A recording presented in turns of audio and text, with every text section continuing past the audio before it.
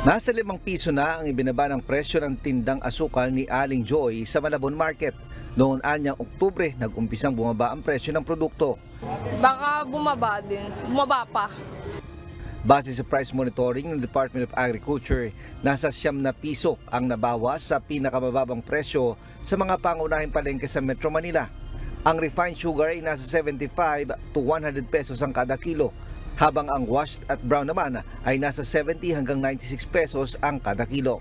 Ayon sa Sugar Regulatory Administration, masyadong mataas ang presyo ng puting asukal na 100 pesos kada kilo sa mga tindahan.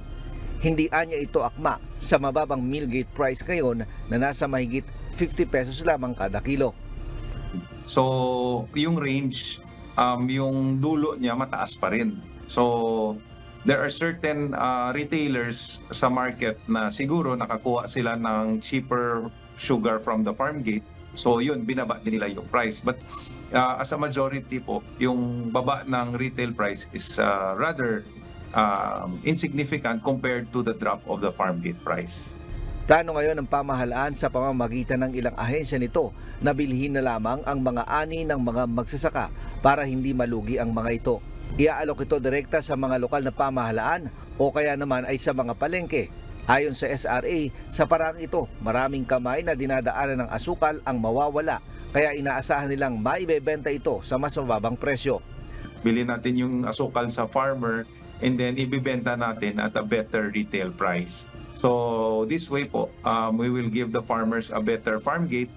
At the same time, the consumers and the farmers as well will get a better retail price. So isang plano yan. Plano ring mag-export ng pribadong sektor sa Estados Unidos. Tiniyak naman ng SRA na may sapat na supply ng asukal sa bansa, kaya hindi muna ito aangkat sa ngayon. Iniimbestigahan din ng ahensya kung bakit tumumal ang bentahan ng asukal ngayon. Because of the drop in demand, I feel and as of now, there are no plans of any sugar importation.